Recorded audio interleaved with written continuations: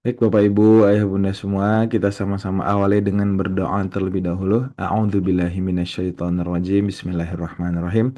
Rabbi zidni ilma warzuqni fahma. Allahumma ilman nafi'an wa rizqan thayyiban wa amalan mutakabbalan. Amin ya rabbal alamin. Untuk itu, kepada Mas Mazda Arif Riando waktu dan kesempatan terbaik pagi hari ini, kami persilahkan. Alhamdulillah, terima kasih banyak Kang Nuga. Baik, saya sapa kembali. Bismillahirrahmanirrahim. Assalamualaikum warahmatullahi wabarakatuh. Sahabat titik balik semuanya. Izinkan saya menyapa juga guru-guru yang kiranya hadir pula di sesi kita pada pagi hari ini. Saya ingin menyapa juga keluarga besar titik balik ya, para pengurus yang udah mempersiapkan event-eventnya dengan luar biasa sekali.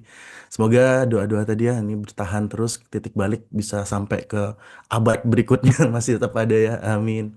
Saya juga ingin berterima kasih kepada sahabat-sahabat semua yang sudah mau hadir di sini karena kiranya dengan saya mendapatkan kesempatan untuk sharing pada pagi hari ini merupakan kesempatan saya untuk mendapatkan amal jariah. Karena saya yakin sahabat-sahabat semua yang ikut dalam kegiatan pagi hari ini tidak akan membiarkan ilmunya hanya bertahan di sahabat-sahabat semua sendiri. Pasti akan disampaikan kepada keluarganya, kepada kerabatnya ya. Maka alhamdulillah itu akan menjadi amal jariah buat kita semua gitu.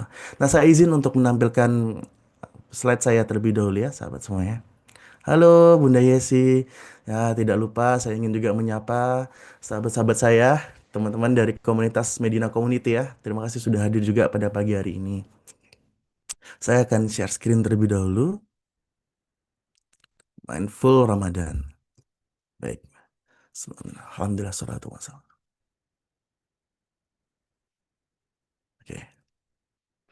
Di awal tadi saya sempat menyampaikan terkait muhasabah, sahabat-sahabat titik balik semuanya. Maka salah satu dari manfaat bermuhasabah itu adalah mampunya kita untuk memetik pelajaran, memetik mutiara makna dari hal-hal yang mungkin pada saat kita menjalaninya tidaklah cukup kita sadari. Tidaklah cukup kita memahami apa yang terjadi. Namun setelah kita berusaha untuk duduk kembali, melakukan refleksi diri, bermuhasabah, mampulah kita akhirnya memetik makna tersebut. Mampulah kita untuk menyadari apa saja sih yang kiranya perlu kita hilangkan atau kita kurangi. Tahu pula kita apa yang perlu kita hadirkan ataupun kita tambahkan terkait dengan apa yang sudah kita lakukan. Maka menyambut H-3 Ramadan ini ya, sudah tinggal 3 hari lagi sahabat semuanya. Ya Allah, senang sekali ya. Udah rindu sekali ya. Nah, maka muhasabah yang mungkin paling akan saya sarankan di sini adalah bermuhasabahnya kita terhadap bagaimana jalannya ibadah kita di Ramadan yang sebelumnya. Saya meyakini sahabat-sahabat semua yang ada di sini memiliki semangat yang sama nih dengan saya. Ya, salah satunya adalah sahabat mungkin akan merasakan kesedihan, ya, kegetiran ya. 1 atau 2 hari setelah Ramadan berakhir di tahun kemarin. Muncul pula semangat dari kita ingin apabila diberikan kesempatan untuk mengulanginya, pasti kita akan melakukan lebih baik. 2 kali lipat, 3 kali lipat, 4 kali lipat lebih baik daripada yang pernah kita lakukan. Nah, sahabat, Alhamdulillah ya, Allah memberikan kita kesempatan untuk bermuhasabah pada pagi hari ini. Tentu saja bagi saya sebagai narasumber di sini, ini adalah momen saya untuk sharing juga ya. Karena ini adalah yang biasanya saya lakukan juga tiap tahunnya dengan belajar dari para guru. Kemudian saya menerapkannya di dalam kehidupan saya sehari-hari. Perkenalkan bagi yang mungkin baru bertemu hari ini, saya adalah Mas Dari Friendo, seorang psikolog. Saat ini saya berpraktik di KONI DKI Jakarta, di Komite Olahraga, dan beberapa instansi-instansi lainnya. Ya. Saya seorang psikolog klinis, tapi memang keminatan saya ada di bidang Islamic Psychology dan juga sport dan performance ya. Jadi di bulan lalu juga saya sempat berangkat nih ke SEA Games membersamai teman-teman dari Pelatnas Bowling Indonesia. Nah, kita kembali lagi kepada konsep Mindful Ramadan.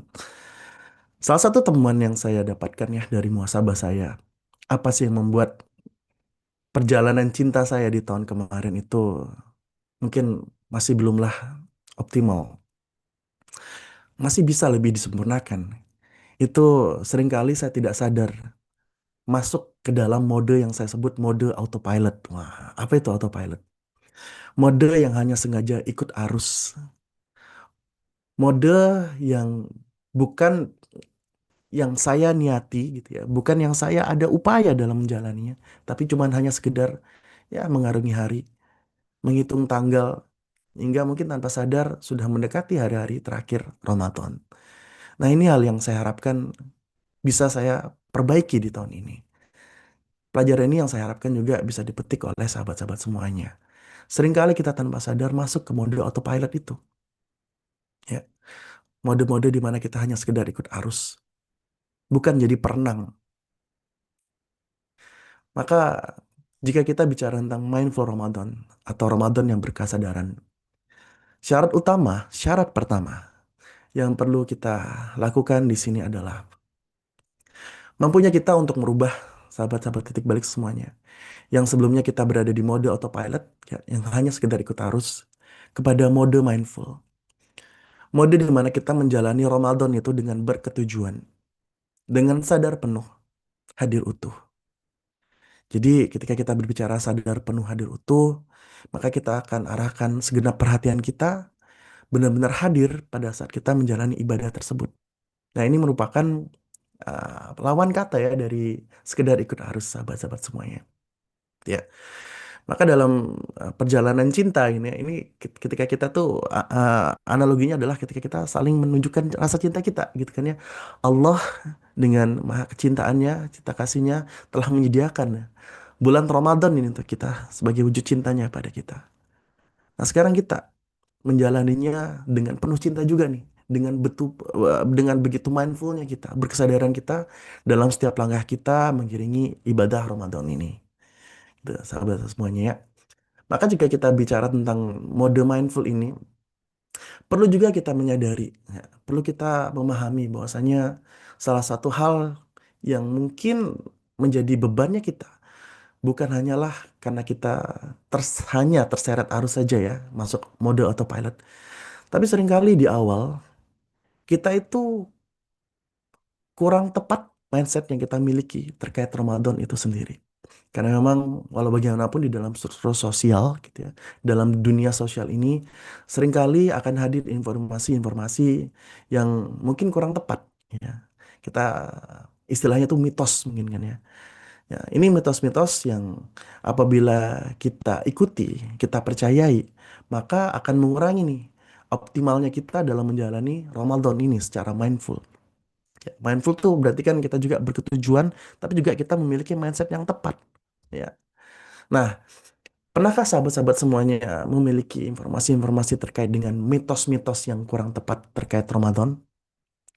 Mungkin kaitannya dengan apabila kita berpuasa, tubuh kita menjadi lebih lemas, atau konsentrasi kita lebih turun.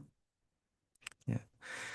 Di minggu kemarin saja saya sempat mendengarkan ini ya, ucapan ya, mungkin saya lagi ada di ruangan, teman-teman ada ngobrolin, membahas kalau saja kita kalau bisa udah Ramadan ntar gimana ya? Apakah kerjaan kita akan dikurangi ya? Karena apa? Karena mungkin kita mungkin akan lebih lemah gitu ya secara fisik. Apa mungkin kita konsentrasinya tadi yang saya sampaikan turun gitu. Nah, ini sebenarnya adalah bentuk-bentuk mitos nih terkait Ramadan gitu.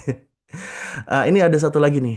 Mungkin bukan mitos gitu ya. Ini memang ada benarnya, yaitu tidur di bulan Ramadan itu adalah bentuk ibadah. Pernah dengar nggak hal seperti ini, sahabat? Ini benar gitu kan ya. Namun apabila perilaku yang kemudian muncul setelahnya adalah karena tidur saja sudah ibadah, maka terus ya udahlah kita tidur-tidur aja, tidak melakukan apa-apa. Nah, ini yang akhirnya menjadi suatu hal yang kurang tepat ya, keliru di sini. Nah, mindset yang lebih tepatnya adalah kalau tidur saja sudah jadi ibadah, bagaimana kalau kita melakukan ibadah-ibadah yang lebih effortnya lebih tinggi lagi ya? Seperti mungkin kita bertadarus gitu ya. Mungkin kita mengikuti kajian seperti ini, maka itu akan lebih banyak lagi manfaat yang kita terima. Nah, di sini saya coba untuk mengumpulkan dari berbagai sumber ada beberapa mitos-mitos atau kekeliruan, misinformasi yang biasanya berkembang nih di kita nih ya terkait dengan Ramadan. Nah, jika saya berbicara ini misinformasi, ini artinya kekeliruan yang mungkin disebabkan kita menyampaikan tanpa disengaja, gitu ya. Beda dengan disinformasi yang sengaja memang menjadi suatu bentuk ketidaktepatan yang disengaja ya, fitnah seperti itu. Ini misinformasi. Biasanya cuman karena kita belum menah lagi atau ya cuman karena sekedar itu berkembang begitu saja dari obrolan-obrolan singkat. Yang pertama, kita pernah mendengar mungkin ya Puasa itu dapat secara drastis menurunkan performa fisik dan kekuatan otot. Ini kayaknya ada masuk akalnya juga ya. Yang kedua, pada saat kita menunaikan ibadah saum, otak itu menjadi lambat berpikirnya atau kurang konsentrasi ya, karena kurang nutrisi, kurangnya glukosa mungkin. Yang ketiga, kurang makan saat puasa membuat lebih mudah stres dan marah. Ini yang istilahnya tuh yang senggol bacok itu seperti itu ya. Ada juga istilah yang disebut di dunia luar itu seperti ini informasinya. Hungry man is an angry man. Memang orang-orang yang lapar itu ada cenderung orang-orang yang akan lebih mudah marah. Maka ketika kita menyenggol orang di dekat-dekat waktu jam makan siang, itu akan lebih cepat marah. Tapi dalam konteks Ramadan, apakah benar hal tersebut juga berlaku? Apakah ini benar-benar realitanya atau cuma sekedar mitos belaka? Maka alhamdulillah kemarin saya coba untuk menelaah jurnal-jurnal terkini ya, karena memang kita di dalam diskusi ini perlulah kita untuk melihat sisi ilmiahnya. Ternyata ditemukan sahabat titik balik semuanya dari penelitian-penelitian terkini ya, tidak ada penurunan signifikan terhadap fisik dan kekuatan otot kita selama kita menjalani saum. Nah, kalau kita bicara tidak signifikan, tidak ada penurunan signifikan, berarti ya kurang lebih sama aja seperti kita sedang dalam keadaan tidak berpuasa. Kalau misalnya kita melakukan aktivitas berlebihan gitu ya, maka ya memang akan kelelahan juga. Jadi tidak signifikan perbedaannya. Yang kedua, kecematan psikomotorik yang artinya nih respon kita, cara kita merespon sesuatu hal yang hadir ke kita dan fungsi kognitif kita, fungsi berpikir kita gitu kan ya. Itu terbukti tetap stabil, tidak melambat. Bahkan di dalam studi yang lebih barunya lagi, ditemukan bahwasannya stres ringan atau hormenesis gitu yang terjadi selama kita menjalani puasa itu memang akan muncul ya hormon-hormon stres seperti kortisol dan adrenalin dengan porsi yang sangat ringan ya. Itu memang akan tetap hadir, tapi itu justru membawa kita mendapatkan ketahanan mental gitu ya. Membuat kita tuh lebih mampu mentolerir stres ke depannya. Ini konsepnya mirip dengan konsep olahraga gitu ya. Jika kita melatih diri kita untuk mengangkat beban-beban yang cukup gitu ya, lama-kelamaan otot kita akan terbentuk. Sama juga, otot kita dalam menoleransi stres, nah itu insya Allah itu akan meningkat juga seiring dengan kita menunaikan saum. Mungkin tidak di awal, mungkin baru di pertengahan, setelah tubuh kita mengalami keseimbangan. Nah yang kita lihat yang keempat ini ya, ini memang terjadi peningkatan kemampuan memori jangka panjang. Jadi ada satu unsur kimiawi di tubuh namanya BDNF. Ini adalah kayak pupuknya otak gitu ya. Nah itu ternyata mengalami peningkatan selama kita menunaikan ibadah saum Ramadan. Maka kemampuan kita untuk mengingat jangka panjang, cara kita belajar, dan pemikiran kognitif kita tuh menjadi lebih jernih. Ya, ini hal-hal yang kita mungkin mungkin kita sebelumnya nggak tahu ya. Ternyata ada dampak yang kita anggap ini adalah suatu beban ya Ramadan, tapi ternyata ini adalah kekuatan buat kita. Bahkan sekarang saya mau ngajak sahabat-sahabat semuanya ya. Nih, ada banyak sekali pengalaman-pengalaman luar biasa ya yang kaitan dengan Islami ataupun yang pengalaman di Indonesia sendiri yang terjadi itu di bulan Ramadan. Ya, jadi ini setidaknya ada empat aja yang coba saya sajikan di sini. Ada peristiwa besar apa saja sih yang terjadi di bulan Ramadan? Nah, di sini ada empat nih, sahabat-sahabat semuanya. Saya akan mengajak teman-teman untuk untuk nge-game sedikit lah ya, kuis atau games. Ayo, ini petunjuk pertama. Ya, peristiwa besar terjadi di bulan Ramadan. Adanya 1.000 cahaya turun dari langit. Ayo, ada yang tahu nggak nih peristiwa apa kira-kira? 1.000 cahaya turun dari langit.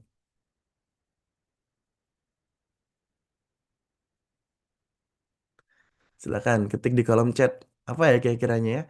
Clue berikutnya adalah 1.000 cahaya turun dari langit ini adalah terjadinya pada saat momen perang pertama.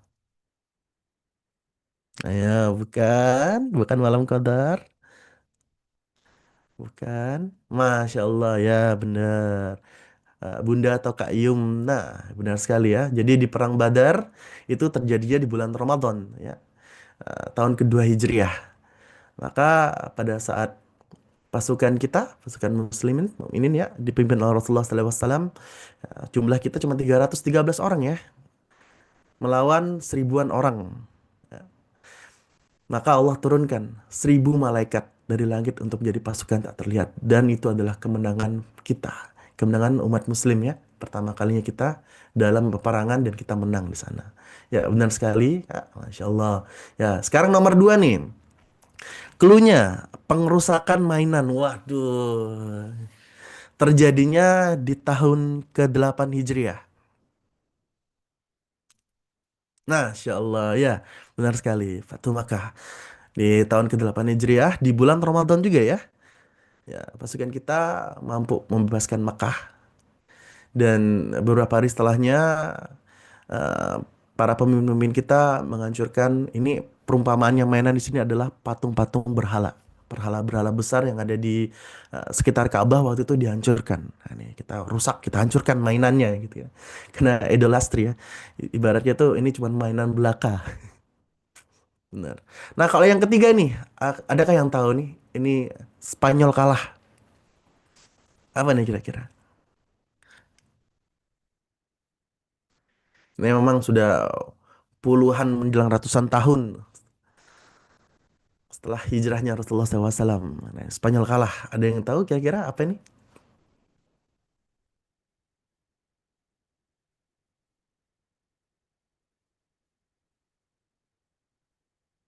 Oh, bukan. Penaklukan Andalusia. Ya, itu dia ya. Masya Allah. Ya, jadi Spanyol kalah. Spanyol itu kan sebenarnya itu Andalusia ya. Penata ya Andalusia ya. Nah, ini Spanyol kalah. Tahun itu. Baik. Yang keempat, ada yang tahu nggak nih? Kebebasan anak muda. Wah, keluarnya bikin kita harus berpikir ya. Apa nih biar tajam pikiran kita pagi-pagi hari ini. Apa kira-kira sahabat semua ya? Yang nomor 4 apa ya kira-kira ya? Kebebasan anak muda. Bukan, bukan. Ada lagi, ada lagi. Kebebasan anak muda.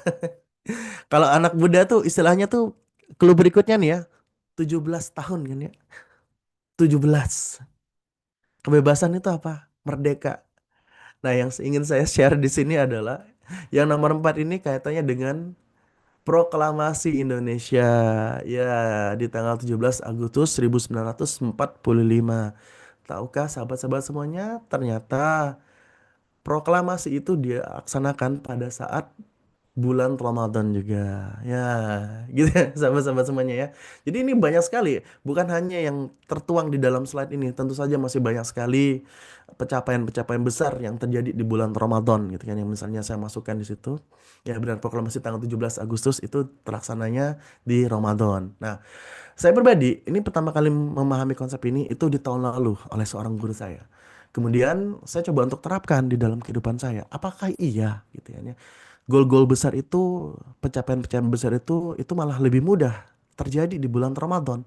Maka mungkin teman-teman dari Medina Community juga tahu ya, di tahun kemarin itu saya sempat ngadain sahabat-sahabat semua ini sharingnya saya ya. Saya ngadakan yang namanya self healing journey, yaitu kegiatan journey kesehatan mental gitu ya, yang dilaksanakan 30 hari. Dan ini saya lakukan sendiri nih, tanpa tim waktu itu sahabat-sahabat semuanya. Nih, jadi selama 30 hari kami ada program intensif. Ya, sahabat-sahabat dari media community tuh dapat ada webinarnya, ada juga kegiatan cek kesehatan mentalnya, ada juga kita belajar tentang apa ya konsep-konsep psikologi ya, yang sehari-hari lah seperti itu. Nah, ternyata itu mampu juga saya lakukan. Kaget juga saya. Oh, mampu ya. Sudah memberanikan diri. Ditambah lagi ada target-target lain yang saya lakukan, misalnya target seperti hataman gitu ya. Target juga saya ngajak keluarga besar saya untuk mudik 2 kali harus nyebrang kapal ya, nyebrang selat gitu. Itu alhamdulillah bisa terlaksana juga di bulan Ramadan. Nah, maka dengan demikian sebenarnya Ramadan itu bukan bukan suatu bentuk beban ya ibadah-ibadahnya. Justru adalah bentuk kekuatan buat kita. Nah, di sini memang ada dasar pemikirannya kalau kita mau bertafakur. Ini salah satu hadis yang kita bisa lihat di sini adalah hadis riwayat Bukhari dan Muslim ya. Jadi memang kita mungkin pernah dengar konsep ini ya. Jika masuk bulan Ramadan, pintu-pintu rahmat itu dibukakan, pintu-pintu jahanam itu ditutup dan setan-setan pun diikat dengan rantai. Namun kita perlu untuk melihat pendapat para ahli ya terkait ini ya. Ini salah satunya adalah mungkin teman-teman nanya, ini katanya setan udah diikat, tapi kok masih bisa terjadi ya kejahatan, masih bisa tetap terjadi itu apa ya kejahatan-kejahatan pembegalan, kejahatan-kejahatan mendekati masa-masa mendekati Lebaran itu banyak juga gitu ya. Ataupun masih tetap nih kita makan pas buka puasa itu kayak balas dendam. Ini kan gimana nih bentuknya? Katanya setan-setan udah ikat. Nah, ini konsepnya pendekatannya ada seperti ini sahabat semuanya. Untuk manusia sendiri, ya kita kan punya hawa nafsu gitu ya. Dan hawa nafsu itu tidak perlu di tiup-tiupkan oleh setan pun, itu juga sudah memiliki kecenderungannya sendiri gitu kan ya. Jadi futur tuh tanpa adanya setan pun kita punya kecenderungan untuk futur, untuk berlebih-lebihan gitu ya. Ini salah satu konsepnya. Namun di momen Ramadan gitu ya, itu pintu-pintu rahmat dibukakan sehingga akan jauh lebih mudah buat kita melakukan kebaikan. Ya, di dalam konsep yang lain, karena begitu besarnya pintu rahmat itu dibukakan gitu kan ya, dan ditutup ya pintu jahanam, itu setan tuh seakan-akan sangat terbatasi gerakannya, sampai-sampai seakan-akan diikat oleh rantai seperti itu. Maka di sini konsep yang perlu kita coba untuk ambil, mutiara makna pertama yang saya harapkan sahabat-sahabat ambil adalah, mari kita miliki mindset Ramadan itu bukan beban. Justru Ramadan adalah bulan high performance yang penuh dengan kemenangan. Karena konsep Ramadan, bulan kemenangan itu sering kita dengar gitu kan ya. Maka saya tambahkan nih sebagai seorang psikolog di bidang olahraga juga. Ramadan itu adalah bulan high performance yang penuh kemenangan. Ini saya semangat menyampaikannya. Karena Alhamdulillah Allah berikan saya kesempatan untuk menjalaninya sendiri. Membuat target-target yang besar ya, dari tahun ke tahun. Di tahun ke sebelumnya saya sudah sharing kepada sahabat-sahabat semuanya. Tapi untuk bisa mencapai high performance ya, di bulan penuh kemenangan, yang penuh kemenangan ini, maka saya ajukan 3 buah syarat nih buat kita lakukan. Ya, yang pertama tentu saja karena ini bentuknya ibadah, perlulah kita untuk ikhlas. Ya, konsep ikhlas, saya harapkan sahabat-sahabat juga sudah paham ya bahwasanya ikhlas itu merujuk pada seberapa besar atau pengharapan kita tuh 100% sebesar mungkin itu karena Allah saja gitu ya. Kita melakukan itu karena Allah. Dan nihilnya, jadi ada dua, satu pengharapan pada Allah, nihilnya pengharapan kepada apa pengakuan yang manusia terhadap apa yang kita lakukan, yaitu ibadah itu sendiri. Itu. Jadi niat hatinya ikhlas. Yang kedua, berilmu. Nah, dalam menjalani ibadah, tentu saja kita perlu untuk punya ilmunya, paham konsepnya. Maka mungkin sekitar 10-an menit ini yang kita tadi udah sharing, kita sudah diskusikan, itu adalah cara kita juga untuk mendapatkan keilmuan juga nih. Ya, minimal kita sekarang sudah tahu nih mindset yang lebih tepat terkait Ramadan. Ramadan tidak pernah menjadi beban. Ramadan itu justru membuat kita menjadi lebih kuat daripada biasanya. Ini adalah bulan kemenangannya kita. Ini adalah bentuk cinta Allah kepada kita. Maka kita sambut cintanya ini dengan sungguh-sungguh sahabat-sahabat semuanya. Jangan biarkan ini cintanya itu bertepuk sebelah tangan ya. Jadi satu arah nggak boleh seperti itu. Kita sahabat-sahabat semuanya ya. Yang ketiga syaratnya adalah perlulah kita tuh menjalani Ramadan itu dengan terarah dan sistematis. Maka lawannya dari ikut arus adalah memilih arus. Jadi lawan katanya kita itu cuma sekedar ikut-ikutan. Maka lawannya itu adalah menetapkannya kita terhadap suatu tujuan. Nah, jika kita ingin punya Ramadan yang terarah, wajib buat kita untuk menetapkan tujuan. Seperti saya tadi ya, sahabat-sahabat, saya coba bikin yang namanya self-healing journey buat teman-teman komunitas Medina. Saya merencanakan untuk khatam berapa kali gitu ya. Kemudian misalnya untuk bisa mudik bersama keluarga, ya, seru-seruan gitu kan ya. Itu kan ada konsep penetapan tujuan yang saya lakukan. Ya. Dan di dalam penetapan tujuan tersebut, perlulah kita memiliki cara untuk bisa menjalannya dengan sistematis. Nah, penetapan tujuan yang sistematis ini biasanya kita kenal dengan konsep goal setting. Ya, sahabat semua pernah dengar mungkin konsep goal setting? Nah, ini sedikit kita bahas ya, karena ini kalau buat saya sendiri bersama dengan atlet-atlet saya, kami selalu berusaha untuk bikin goal setting di dalam keseharian kami. Karena untuk bisa dapetin performa tinggi, kita perlu untuk nyeting nih, mau kayak gimana tujuannya. Mau seperti apa nih latihannya, gitu. Maka goal setting adalah cara kita mengubah niat yang awalnya cenderung abstrak menjadi instruksi spesifik gitu ya. Agar upaya dan energi kita tuh terarah, sahabat. Serta tidaklah terbuang sia-sia. Nah, sekarang kita tahu teknologi Google Maps. Saya di Jakarta, saya mau ke Bandung, saya langsung bikin di dalam aplikasi Google Maps, saya pengen ke Bandung nih ya, ke alamat spesifiknya kemana. Maka Google Maps sudah merancang apa itu arah-arahnya harus seperti apa. Nah, bayangkan misalnya zaman dulu ya belum ada Google Maps dan saya juga tidak memiliki pengetahuan yang cukup terkait bagaimana jalan menuju Bandung dari Jakarta.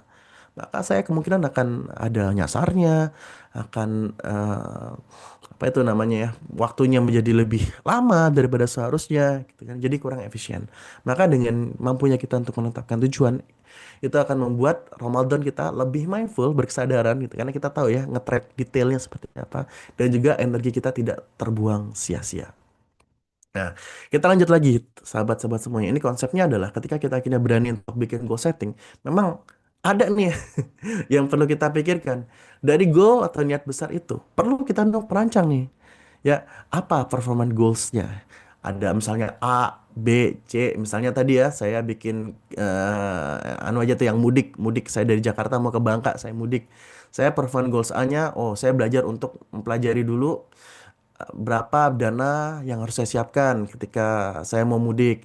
Ada goal hariannya. Oh, saya survei, saya bertanya, saya apa. Kemudian performance goals B-nya tuh mempersiapkan peralatan untuk bisa mudik.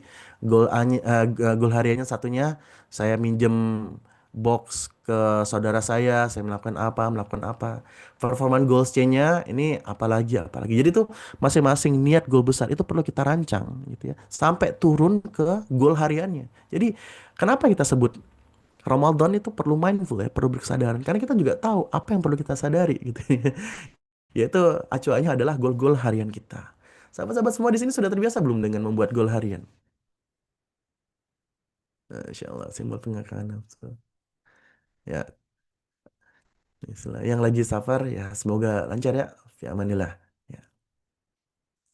Ya, goal setting ya. Nah, ini contohnya kalau di dalam Ramadan gitu ya, yang mungkin bisa diterapkan ini pendapat-pendapat para ahli juga. Wujudnya kalau di Ramadan itu ini kan kita niat besarnya tuh terakhir kembali ya, kembali kepada fitrah kita ya. Konsep Idul Fitri kan gitu ya, kita suci kembali. Maka di hari-hari awal yang jadi performance goals kita itu adalah kita belajar untuk melakukan detoksifikasi tubuh ya dan pikiran kita. Nah, itu berarti kita perlu belajar nih mengendalikan diri. Mengendalikan diri karena detox itu kan mengeluarkan racun dari tubuh, itu perlu ada yang kita tahan itu. Salah satunya kayak makan nih. Pas di hari-hari awal Ramadan gitu ya, setelah kita kelaparan nih ya, seharian kita berpuasa, muncul tuh keinginan untuk makan sebanyak mungkin. Nah, padahal ini kan berlawanan dengan konsep kita untuk detox. Makanya tetap secukupnya. Nah, itu kita belajar untuk kendali dirinya seperti apa. Nah, ini dari satu goals ini kita bagi menjadi target-target harian. Oh, hari ini harus bagaimana, hari berikutnya harus seperti apa, dan sebagainya. Ini kita perlu belajar untuk berkesadaran di dalam menjalani Ramadan ini.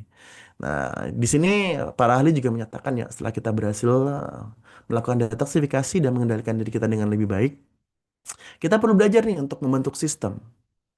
Ya, sistem-sistem apa ya? Sistem lebih disiplin, misalnya gitu kan ya. Sistem penjadwalan jadwal tadarus yang mau seperti apa, gitu. Mau bagaimana, gitu. Ini sedihnya tuh kadang-kadang sudah mulai ada ajakan-ajakan buka bersama. Ini kan sebenarnya tuh kurang relevan dengan keinginan kita untuk bisa aktif dan optimal dalam Ramadan. Karena pas buka bersama, apalagi di luar gitu kan ya, bukan di masjid itu, seringkali itu akhirnya sholat kita jadi kesulit gitu. Maghribnya tuh kalaupun di mall tuh harus antri panjang mau ke musolanya gitu ya. Berikutnya ada penyucian hati. Ini konsepnya terkait dengan tazkiyatun nafas juga. Ketika detox sudah kita jalani, ketika kita sudah membentuk sistem dengan baik, maka kita mulai mengikis nih ya penyakit-penyakit atau entitas-entitas gelap yang ada di dalam jiwa kita, dalam hati kita. Perlahan-lahan kita buang, kita buang, kita buang. Dan maka yang terakhir performance goalnya ketika kita sudah dalam keadaan yang insya Allah dalam keadaan yang lebih suci, maka kita mulai belajar untuk mengoptimalisasi 10 malam terakhir, di mana ya amin kita bisa bertemu dengan Lailatul Qadar ya di Ramadan mendatang gitu. Kan kalau misalnya kita bicara tentang optimalisasi 10 malam terakhir, besar kemungkinan kita juga sudah mulai merencanakan nih. Kita mungkin mau di masjid mana nih kita habiskan waktu malam kita, gitu kan ya. Maka jika kita akan menghabiskan waktu malam kita di masjid tersebut, aktivitas apa nih yang perlu kita siapkan dari siang hari? Pekerjaan apa yang harus kita selesaikan terlebih dahulu sehingga kita bisa nih mengikuti kegiatan di masjid gitu kan ya di 10 malam terakhir Ramadan gitu. Kita juga mulai mengkaji gimana nih target-target tadarus kita, apakah sudah sesuai dengan harapan, apakah sudah mencukupi atau kurang, apa perilaku yang perlu kita rubah. Nah gitu. Dari sini sahabat-sahabat semuanya ya, di setiap goals ini nggak tahu caranya. Nah, kita belajar bareng-bareng ya. Setelah kita tahu nih goalsnya apa, nah ini baru kita turunkan nih sahabat-sahabat semuanya itu menjadi target-target atau goal harian. Waduh, gitu ya. Di hari pertama kita belajar lebih sadar ketika sahur dan iftar. Mindful itu artinya berkesadaran ya. Meskipun ada konsep yang bahasanya lebih tepatnya tuh bergagasan, berkegagasan. Tapi buat kita orang Indonesia kayaknya kurang umum ya bahasa tersebut. Jadi cukuplah kita belajar bahwa mindful di sini berkesadaran, sadar kita dalam melakukannya. Jadi kalau di sini bahasanya mindful sahur dan iftar, berarti kita begitu sadarnya dalam menjalani proses sahur dan buka puasanya itu. Kita tahu sunahnya seperti apa, doanya apa, arti dari doanya apa, gitu kan ya.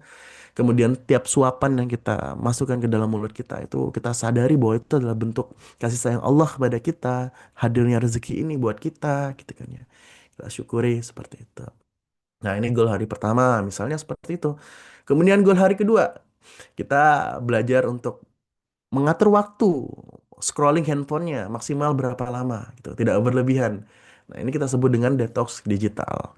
Nah, jika kita sudah berhasil melakukan goals-goals ini, kita berikan centang nih. Misalnya kita bikin di buku catatan juga bisa nih, sahabat-sahabat semuanya. Ya, kita bikin hari pertama goalsnya apa, hari kedua goalsnya apa. Ini yang saya memang lakukan ini waktu di tahun lalu ya. Benar-benar selain saya ngurus diri saya sendiri, saya belajar untuk bagaimana mengurus komunitas yang saya bangun itu. Ya, saya bantu mereka untuk belajar hari demi hari gitu ya. Terus menerus seperti apa. Dan saya meyakini bahwasanya tidak ada satu kata pun ya ilmu yang saya share kepada sahabat-sahabat semua di sana itu yang tidak akan memberikan dampak kepada saya. Pasti ada nampaknya. Jadi amal jariah.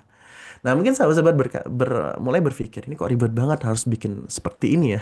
Tapi ingatlah sahabat-sahabat semuanya, ini adalah cara pentingnya buat kita ngerubah mode yang awalnya autopilot, sekedar ikut arus, menjadi mode yang mindful, penuh kesadaran gitu. Nah, memang ada konsepnya juga di sini, sahabat. Nah, di dalam Ramadan ini ya, ini salah satu dasar pemikirannya ada di hadis riwayat Muslim ya, nomor 782. Ini ingat, amalan yang paling dicintai Allah adalah amalan yang kontinu, yang ajak ya, istiqomah, walaupun sedikit. Jadi kontinuitasnya yang kita coba untuk belajar kita jaga. Oh, memang sulit, tapi memang ini yang paling dicintai, juni Allah begitu. Ya, ya, ini kita belajar untuk konsisten dalam menjalani hari demi hari dengan cara terbaik kita. Karena ingat prinsipnya sahabat-sahabat semuanya, ketika kita tidak memilih untuk konsisten melakukan hal yang baik, maka tanpa kita sadari kita akan konsisten melakukan hal-hal yang sifatnya mungkin netral atau kurang baik. Nah, jadi perlu nih, makanya di awal tadi kita bermuasabah, baru kemudian kita pikirkan nih apa perubahan yang mau kita lakukan. Nah, ini karena konsep yang begitu penting dan kadang mungkin buat kita baru belajar ya. Saya kan izin baca chat dulu ya, mungkin cepat ada yang kesulitan. Oke, baik. Nah, karena teknologi sudah semakin berkembang ya, alhamdulillah ya. Di tahun kemarin tuh saya semuanya ngelakuin secara manual. Di tahun ini kita sudah bisa menggunakan aplikasi-aplikasi yang mungkin mempermudah hidup kita. Gitu kan. Ya, kalau sekarang sendiri yang saya pakai di sini ada aplikasi Ramadan keluarga saya sebutnya ya, sahabat-sahabat semuanya. Ada Ramadan Tracker gitu kan ya.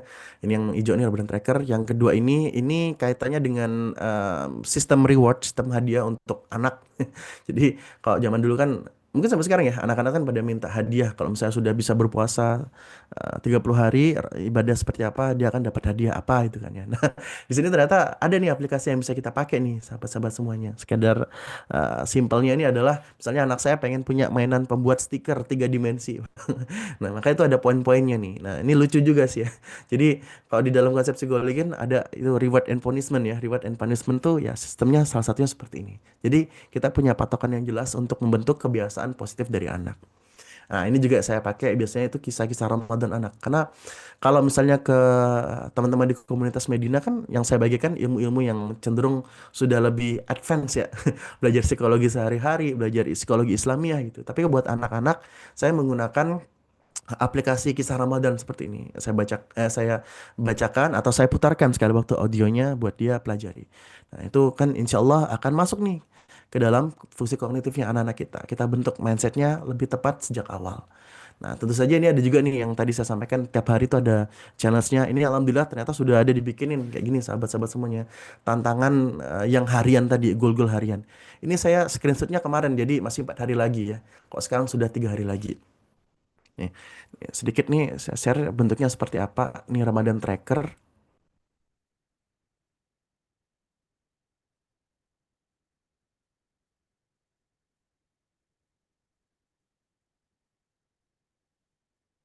Ya. Kemudian ini yang tadi yang buat anak-anak contohnya seperti ini yang saya gunakan.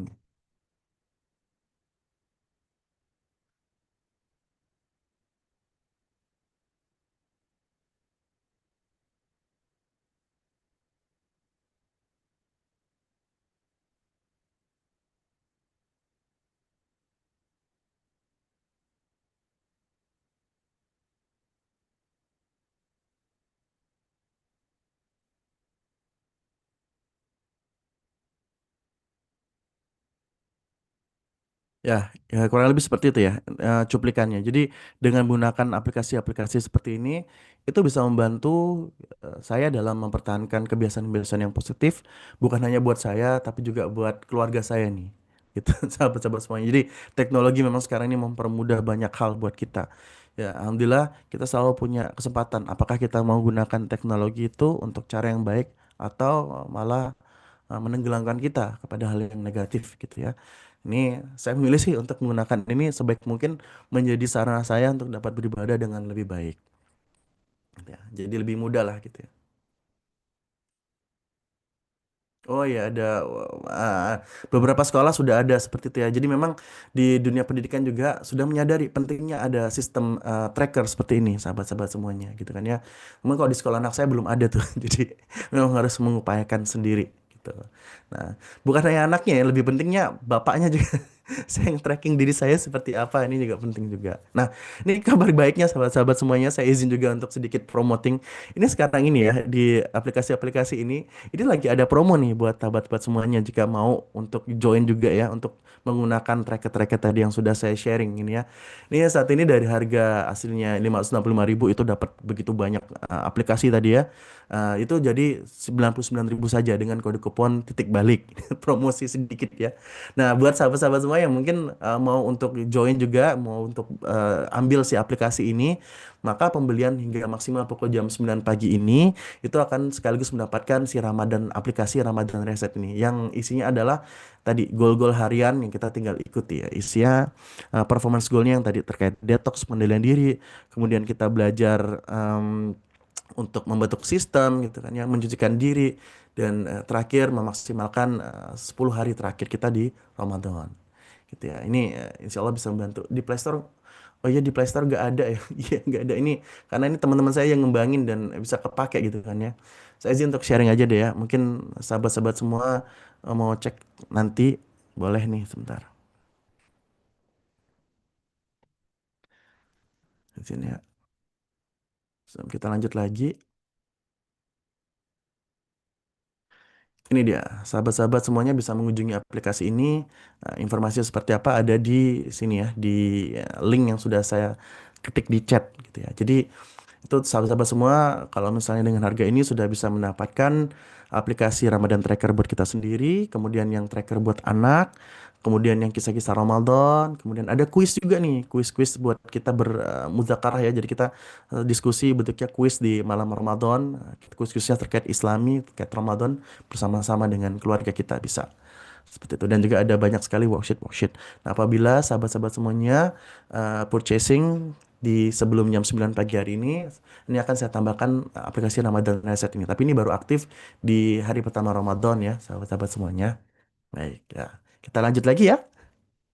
Nah, kalau tadi kita sudah membahas terkait dengan mindful Ramadan dari sudut pandang berketujuan atau membuat penetapan tujuan, goal setting seperti itu, maka di akhir ini kita akan membahas tentang bagaimana kita menjalani ibadah spesifiknya itu dengan penuh kesadaran juga. Itu ada caranya juga nih, sahabat-sahabat semuanya.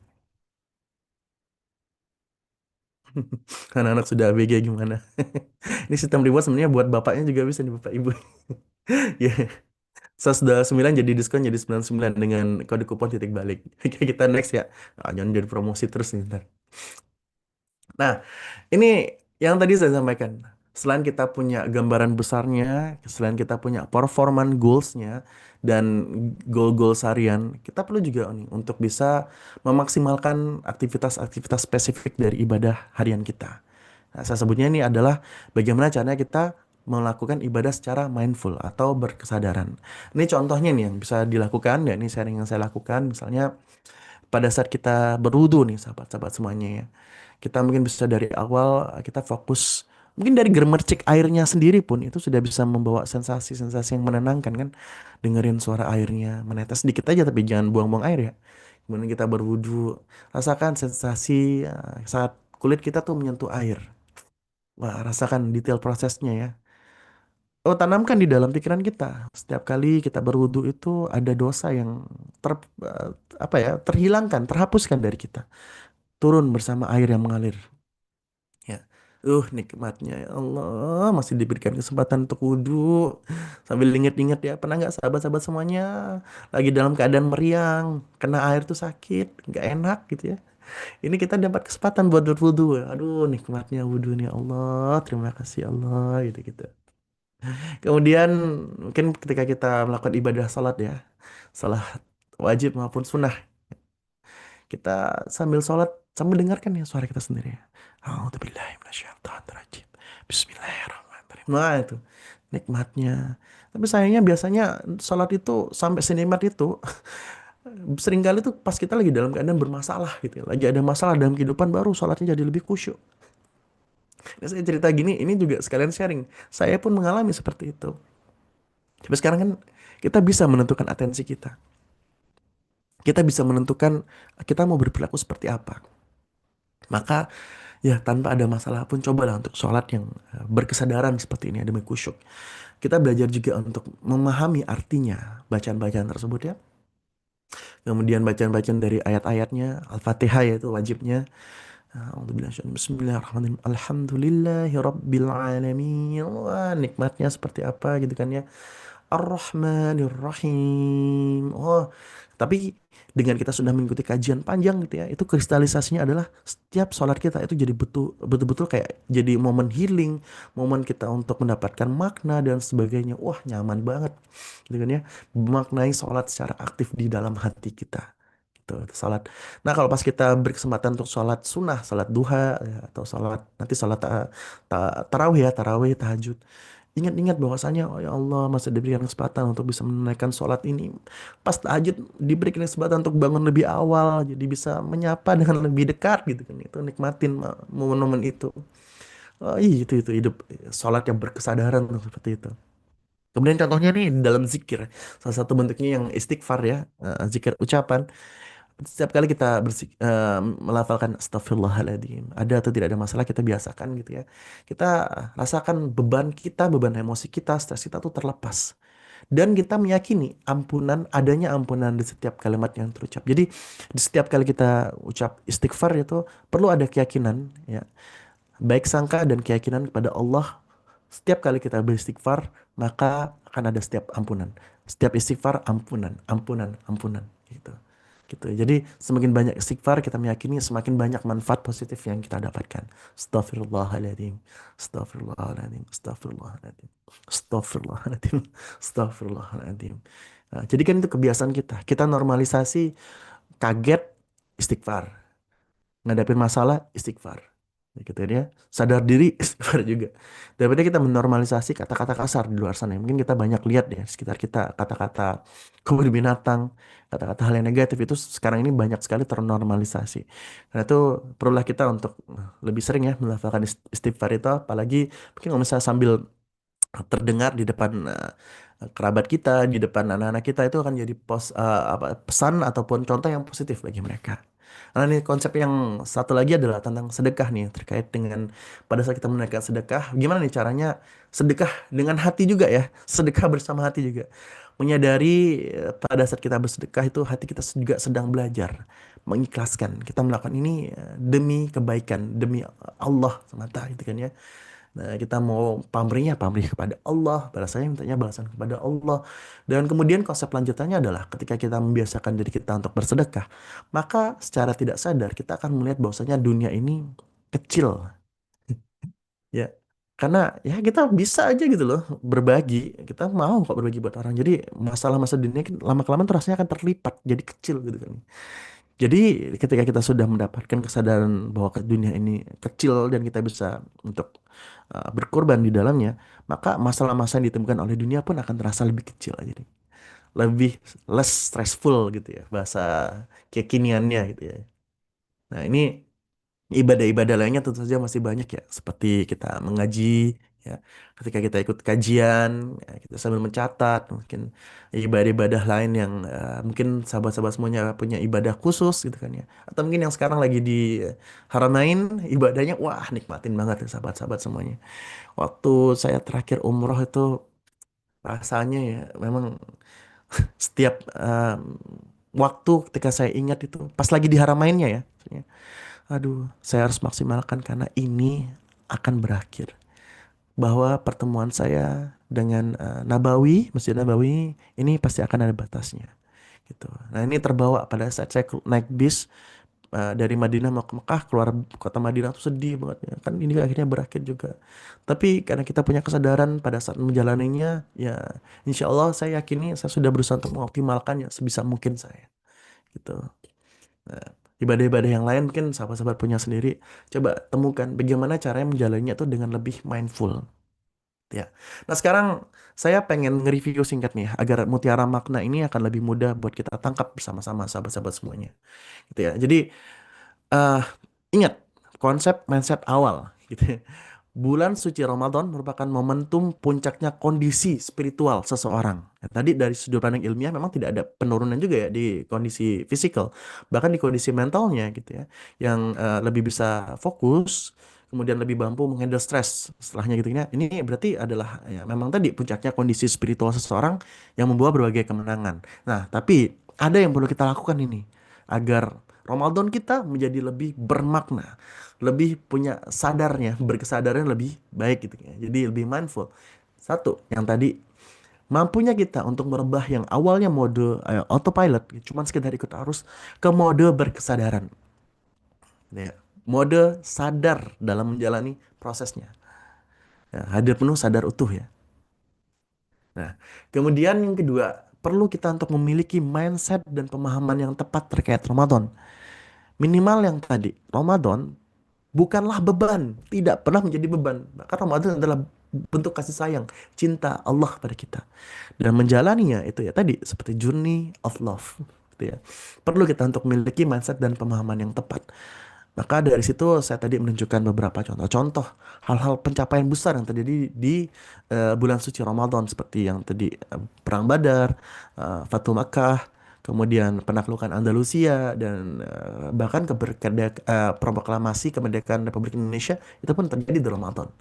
Nah, kalau sahabat sendiri pengen menang apa nih di bulan Ramadan ini? Itu perlu gitu untuk dipikirkan juga ya. Kemudian ya makanya setelah kita pikirkan perlulah kita untuk menetapkan tujuan besar dan hadiah yang sistematis dari Ramadan kita. Mau seperti apa? Tujuannya apa? Goalsnya apa? Gitu. Dan terakhir, nah ini perlu kita untuk secara konsisten istiqomah gitu kan ya, menjalani goals yang sudah dibuat tadi dan aktivitas ibadah harian dengan penuh kesadaran. Maka insya Allah jika sahabat-sahabat semuanya bisa memetik makna dan kemudian mempraktekannya, ini memang syaratnya harus dipraktekannya ya. Di dalam kehidupan sehari-hari kita sudah mempersiapkan diri kita secara mindset, sekarang tinggal secara perilakunya nih ya. Maka insya Allah teman-teman akan mendapatkan manisnya Ramadan ya, yang merupakan journey of love ini sendiri. Oke. Nah, itu dulu dari saya. Terima kasih, Barakallahu fikum. Mari kita lanjut ke sesi diskusi dan tanya jawab ya. Kang Nuga, saya kembalikan kepada Antum. Stop share ya.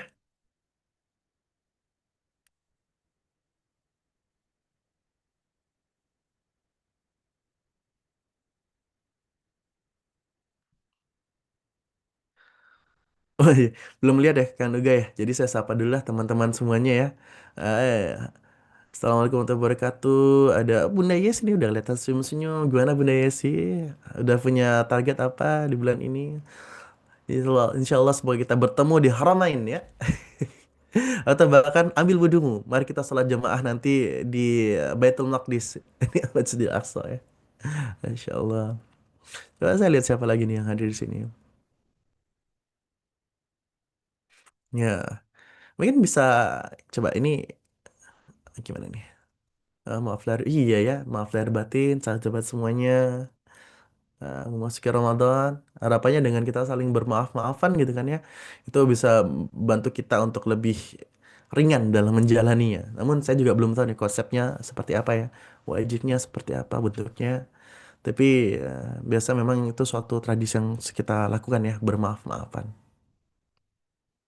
Ini saya mungkin lihat Kang Nuga, Kang Nuga sedang belum terlihat di sini. Maka kita langsung mulai aja kok gitu ya. Kita ngobrol-ngobrol, sahabat-sahabat semuanya. Bismillah, Mas Musda, Oh, sudah Afwan. ada. Oh, iya. Iya, Halo, Kang Nuga ya. jadi bantu handle anak dulu sebentar. Masya Allah. Ya, semangat Bapak-bapak seluruh Indonesia. Alhamdulillah. Baik, mangga silahkan Bapak Ibu, kawan-kawan ayah bunda semua. Oh, sudah ada Umadin yang raise hand. Persilahkan Umadin. Assalamualaikum warahmatullahi wabarakatuh. Mas Masda, jumpa lagi. Wa- Waalaikumsalam warahmatullahi wabarakatuh. Hai Ya. Bunda. Yang ingin saya eh, Gimana Bunda? sharingkan Mm-mm. eh, untuk terkait program Ramadan, mengirim aja Mas Masda. Itu kan agak susah, apalagi sekarang dengan zaman gadget seperti itu. Mm-mm. Oke, Mm-mm. bagaimana kita sebagai orang tua? Kalau apa anak-anaknya Mas Masda yang mungkin masih usia-usia SD, TK itu kan masih muda untuk Ya, dibuatkan jadwal tadi ngisinya dengan cerita-cerita Islami seperti itu kan mungkin ya. masih bisa masuk. Mm-mm. Bagaimana dengan anak-anak yang sudah ABG remaja gitu? Terima kasih jawabannya. Zalokorion. Ya, ya. Mbak Yaki, Bunda. Terima kasih, sehat selalu. Amin amin Allahumma amin. Sehat selalu juga bunda sekeluarga ya, sama semuanya. Ini bagaimana Kang Duga? Saya langsung jawab dulu aja ya. Mungkin mumpung masih hangat nih pertanyaannya. Siap, Ya, silakan Mas. kaitannya dengan ini topik parenting juga nih ya buat anak-anak yang sudah menjelang ABG ini memang gitu ya. Ketika sudah memasuki usia-usia terutama ya 10, 14 tahun hingga 19 tahun itu memang orang-orang terdekatnya anak itu bukan lagi orang tuanya memang. Itu sudah ke peer groupnya atau teman-teman seusianya dia itu kan ya. Maka ini memang satu ini kayak akumulatif juga ya apa yang sudah kita tanamkan selama ini kepada ia mau nggak mau anak kita tuh perlu untuk membuktikannya ia mampu menjalani apa yang sudah kita ajarkan itu meskipun tanpa dibersamai oleh kita. Jadi hadirnya kita mungkin cuma di dalam ilmu-ilmu yang sudah kita berikan gitu kan ya. Maka satu walau gimana pun bagi orang tua ini perlu nih untuk menanamkan rasa baik sangka kepada anak-anaknya gitu kan ya. Karena memang bagi orang tua anak-anak yang sekarang sudah lebih banyak main sama teman-temannya itu akan lebih mudah buat kita berpikirnya tuh nih anak mau ngelakuin apa ya gitu. Maksudnya dalam konteksnya negatif ya. Itu ketakutan yang sangat-sangat umum terjadi bagi orang tua kayak gitu. Maka perlu kita untuk lakukan controlling juga nih. Kita tetap perlu controlling seperti apa gitu kan ya. Nah, untuk kegiatannya apa itu memang kita bisa diskusikan dengan anak-anak kita. Ya, kita bisa sampaikan ada aktivitas-aktivitas kita tetap boleh menyarankan ya, kita tetap boleh mengarahkan tapi memang tidak se-forceful, tidak senekan sebelumnya pada saat mereka belum memasuki usia-usia remaja itu. Karena memang mau nggak mau, mereka perlu belajar untuk menemukan self identity mereka. Karena apabila kebutuhan tersebut untuk belajar menemukan identitas tersebut tidak tercukupi buat mereka, maka di kemudian hari ya, di setelah usia 21 tahun ke atas, mereka tuh seperti akan mengalami role confusion atau kebingungan peran di dalam hidup mereka. Baik itu secara mandiri maupun di dalam masyarakat. Jadi mau nggak mau, itu di dalam fase-fase remaja itu kita akan mulai belajar mendengarkan apa yang dia mau, gitu kan ya, dan mempercayai itu. Tapi tetap dengan proses kita controlling dan tentu saja dengan mengiringnya dengan doa ya. Allah menjaga dia di dalam semua perilakunya gitu ya. Nah, buat yang sekarang anak-anaknya masih kecil masih SD gitu ya. Ini dari sekarang memang perlu ditanamkan dulu mindsetnya untuk menjaga. Karena walau bagaimanapun mereka akan mengalami tugas perkembangan mereka yaitu tumbuhnya itu tidak lagi menjadikan orang tua sebagai significant others, tapi teman-teman kelompoknya. Nah, kalau kegiatan-kegiatan yang disarankan ya tetap aja kayak kegiatan kita bikin goal kayak khataman gitu ya, ikuti kajian-kajian di tempat-tempat yang mungkin kita sarankan gitu ya. Kita tahu guru-gurunya tuh sesuai dengan value kita misalnya gitu ya.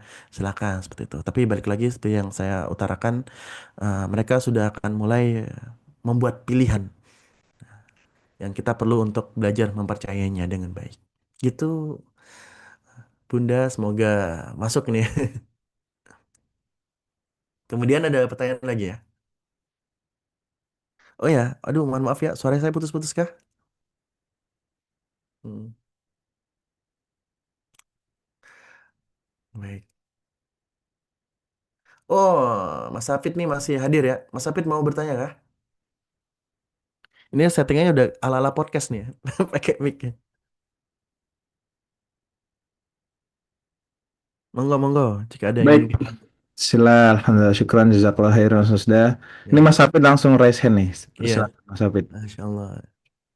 Ini kerabat dari Medina Community juga nih, Mas Oh, Hafid. Masya Allah, Ntar lagi udah mau... Alhamdulillah. Tadi rapat lah, atau mau keluar ya? Ya. Silakan Mas Hafid. Eh, Assalamualaikum, Coach. Selamat Waalaikumsalam pagi. warahmatullahi wabarakatuh. Ya, selamat pagi. Eh, ini Coach terkait tadi pemaparan materi yang Coach sampaikan gitu. Hmm. Bahwa kalau Ramadan itu harusnya bukan menjadikan diri kita lemah, tapi harusnya dengan Ramadan itu dengan saum yang kita tunaikan selama di bulan suci Ramadan kan harusnya aktivitas kita lebih dimaksimalkan. Tapi kan pada kenyataannya pada saat kita menjalani saum di bulan suci Ramadan kan kondisi tubuh kita tidak ada asupan.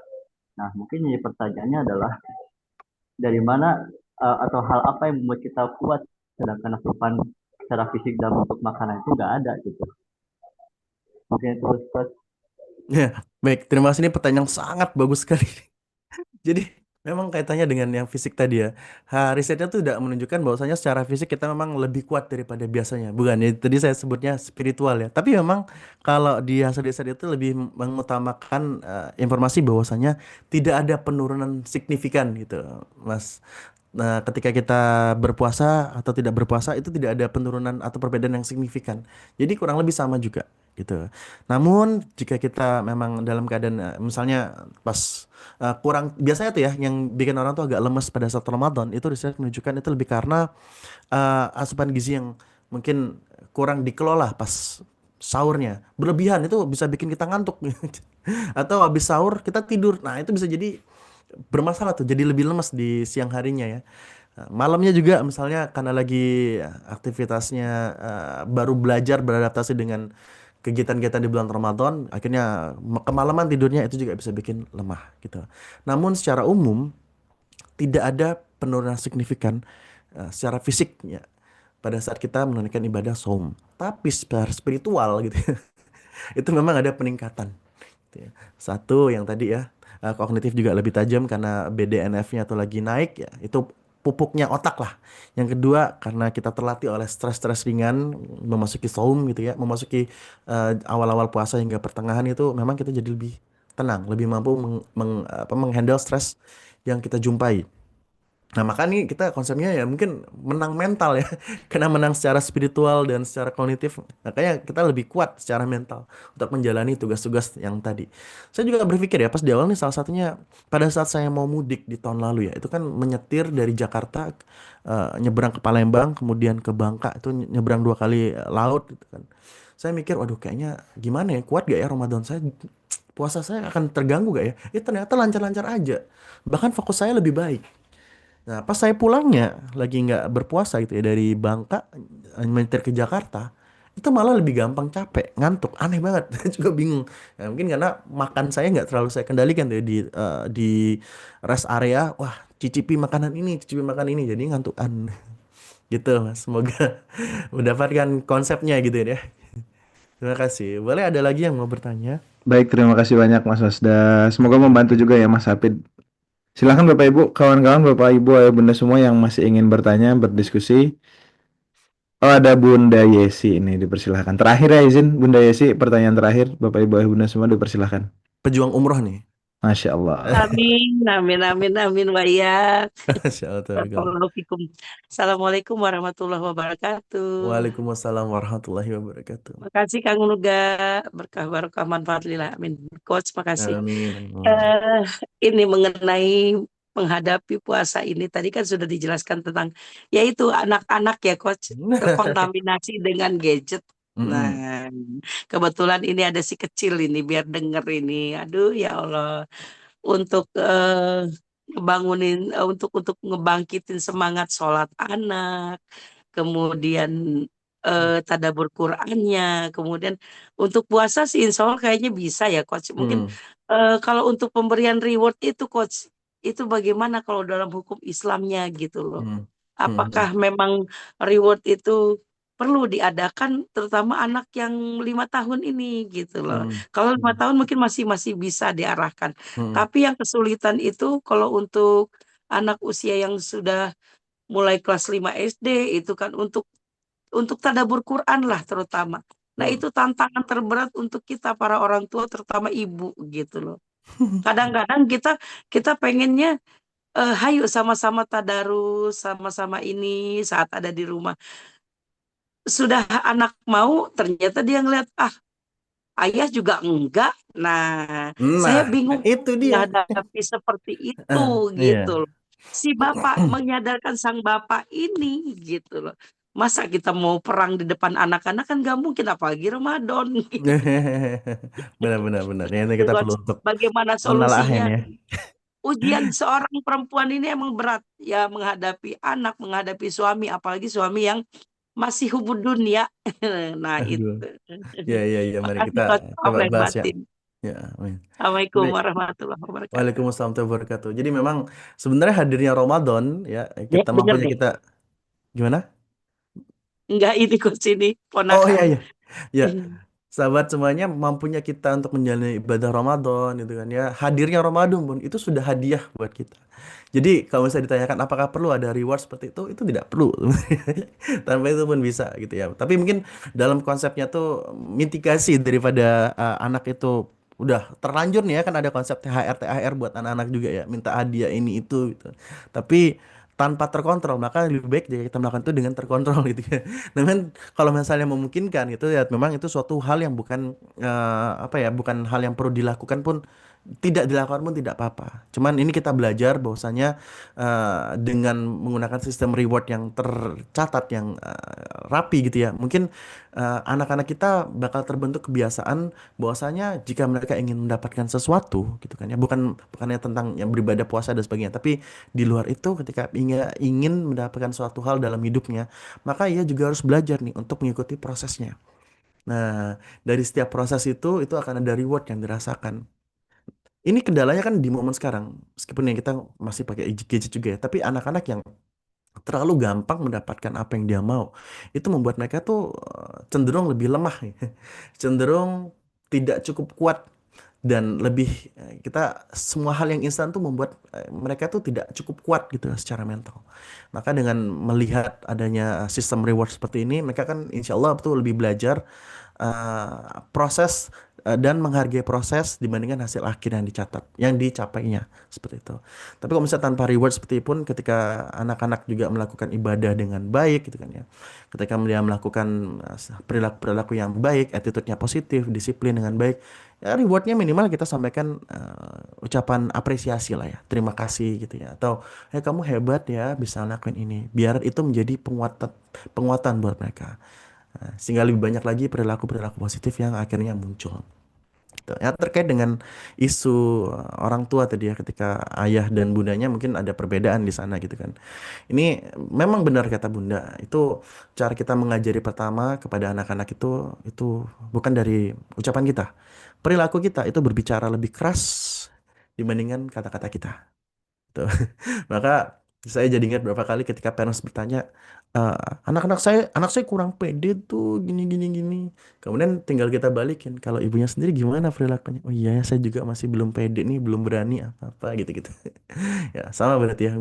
Perlu kesadaran satu sama lain, bukan istilahnya tuh menggurui, tapi kayak sharing pengalaman, sharing pemahaman juga ya kepada mungkin pada pasangan terkait bahwa ketika kita mendidik anak, Tuh, maka perilaku kita itu akan berbicara lebih keras, berbicara lebih banyak dibandingkan dengan kata-kata kita.